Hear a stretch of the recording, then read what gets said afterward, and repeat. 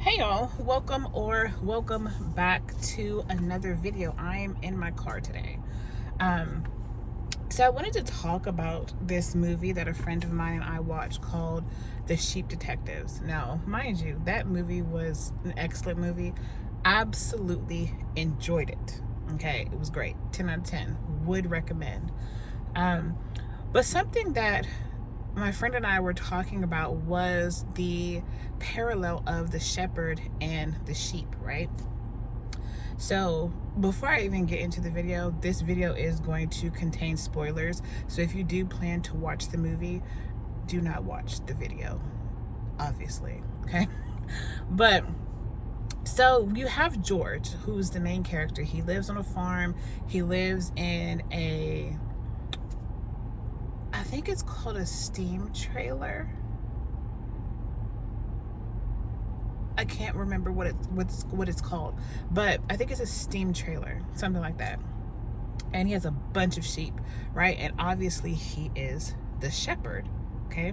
So you have him, and he ends up being killed, and his sheep are trying to figure out what to do because they don't have a shepherd now, and there's this whole scene about them leaving the farm because they've never left the farm before. They've always been under the shepherd. It's kind of like, you don't have a shepherd anymore. You're kind of going astray and you're afraid, but they end up doing that because they're trying to figure out who actually killed George, right? And so even within the sheep themselves, there's this one sheep who every time they would say, oh, this person did it, this person did it, there'd be others who would jump on the bandwagon without thinking for themselves. They would just say, oh, there's evidence, that person did it. And it's like, how often do we do that? How often do we jump on the bandwagon of other sheep when we're supposed to be following a shepherd? Right? So obviously they do have one of the sheep who kind of leads them, and she learns a lot of things about reality because they're sheep, right? They only know what the shepherd has taught them, but they learn about the reality and like what the actual world is like worldly things. And I'm like, man, that's just like people. So they have Lily, and she's the one leading the investigation out of all the sheep. But there was this one part in the movie where I was just like, there was a baby, I guess a lamb, and he was a little older than a lamb, but he was telling Lily, hey, we need to forget why we're about to cross this road, because it got to the point where all the sheep were supposed to cross the road even though they've never set foot on a road before. And the baby sheep was like, no, let's all forget. And that was like a common theme throughout the movie. Like they would say, let's forget something, and within 3 seconds it is forgotten.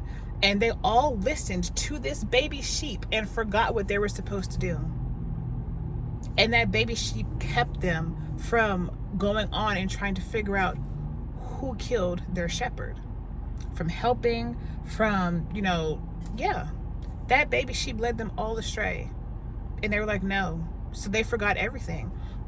And there was even a point where, they were like, let's all forget George. Lily, she wanted to forget George, but you can't do that. But how many times have we forgotten the Father? How many times? In our daily lives, everything that we do, how many times have we forgotten him? How many times have the Israelites forgotten him?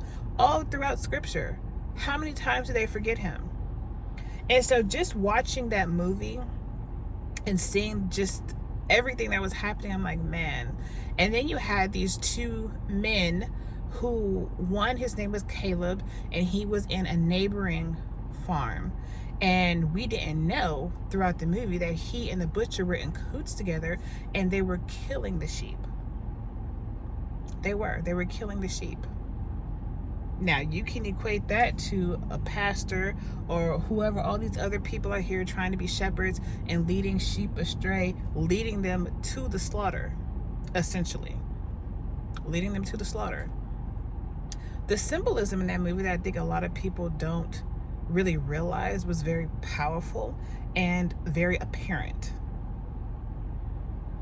So yeah, that's really all I had to say about that. But I would say watch the movie. It's really, really good. Besides the symbolism and parallelism, the movie's really good.